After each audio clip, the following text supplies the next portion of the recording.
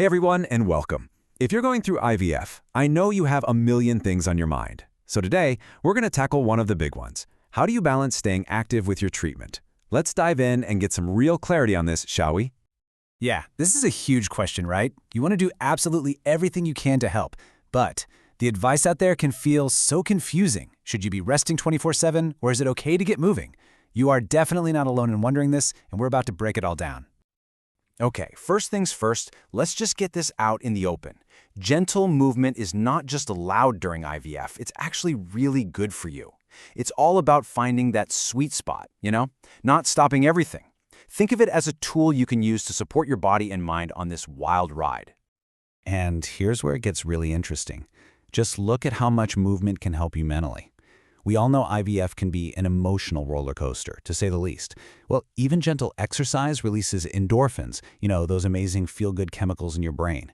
It also helps lower stress hormones like cortisol, and this is a big one, it gives you a sense of control in a process that can often feel, completely out of your hands.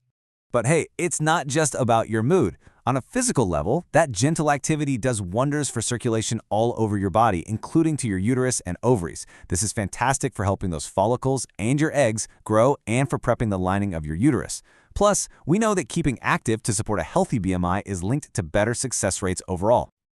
So, what are the big principles to keep in mind no matter where you are in your cycle? Let's get into the golden rules that are going to be your guide through this whole process.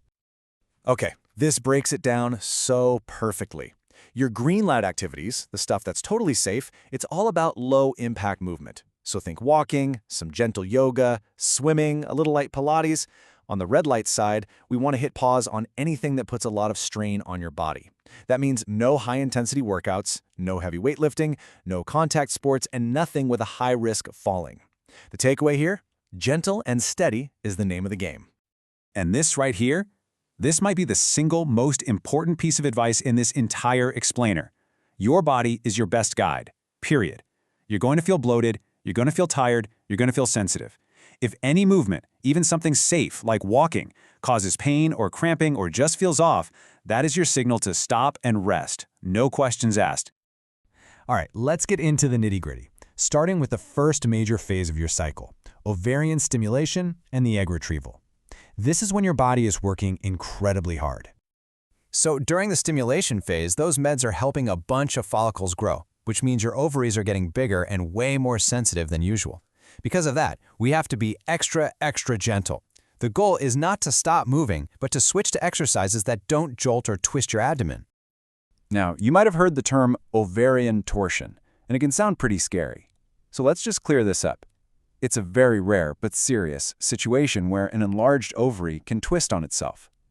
The thing is, high-impact movements, like running and jumping, can increase this risk. So, by sticking to gentle, controlled movements, you are actively helping to keep this risk incredibly low. This is all about being informed, not being afraid. So, to sum up this phase, stick to those green light activities, okay? No running, no jumping, no intense crunches. And drink tons of water, it really helps with the bloating. Oh, and do yourself a huge favor, live in loose, comfy clothes that don't squeeze your sensitive belly. Okay, you've made it through the egg retrieval. That's huge. Your body has just been through a whole procedure, so now the focus totally shifts from gentle movement to some serious rest and recovery. Recovery is definitely a step-by-step thing. For the first day or two, really make rest your #1 priority. After that, if you're feeling up for it, some short, slow walks are actually great for you. But you've got to hold off on anything more intense for at least a week, and only after your doctor gives you the green light.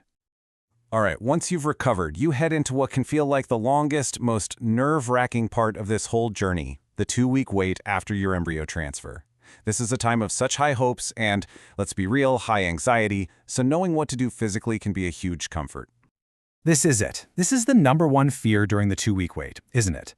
You're picturing this tiny little embryo, and it's so natural to worry that any movement could mess things up. So let's ask it straight up. Can exercise cause any harm? Okay, take a deep breath because here's the good news. That embryo is nestled in there so safe and sound. It is not going to get dislodged by walking or doing some gentle stretches. In fact, lying on the couch for 2 weeks straight isn't recommended anymore. The goal is just to avoid any major physical stress on your body, no overheating and no intense exercise that could cause uterine contractions. So to keep it super simple, do keep moving gently. Walks are incredible for your circulation and, honestly, for your sanity. Light stretching is also great for easing all that tension. Just don't do anything high impact, don't do any heavy lifting, and definitely steer clear of anything that gets you too hot, like hot yoga or spending time in a sauna. Now, let's talk about what happens after the cycle is all done. Whether you're celebrating a pregnancy or you're processing a different result, easing back into fitness is a really important part of whatever comes next. No matter what the outcome is, your body has been through so much. The key to getting back to your normal exercise routine is to just be gradual and kind to yourself. Please don't expect to jump right back into a hardcore workout class. The name of the game is slow and steady. So here are a few practical steps. Start with the basics again. Short walks, some gentle yoga. Give your body a good 2 to 4 weeks before you even think about doing more intense stuff. And this is non-negotiable. Always, always get clearance from your fertility specialist first. They know you and your body best. And really, just be so compassionate with yourself. And I really want to leave you with this thought.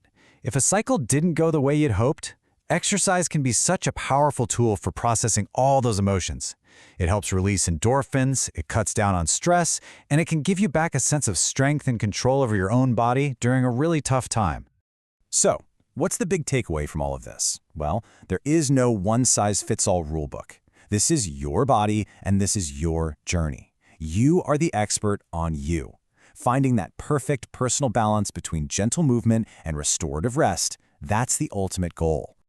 And just a quick reminder, of course, this information is for educational purposes only and is definitely not medical advice. You should always, always consult your own doctor for personalized guidance. For more information on the complete IVF journey, you can visit ivfforme.com.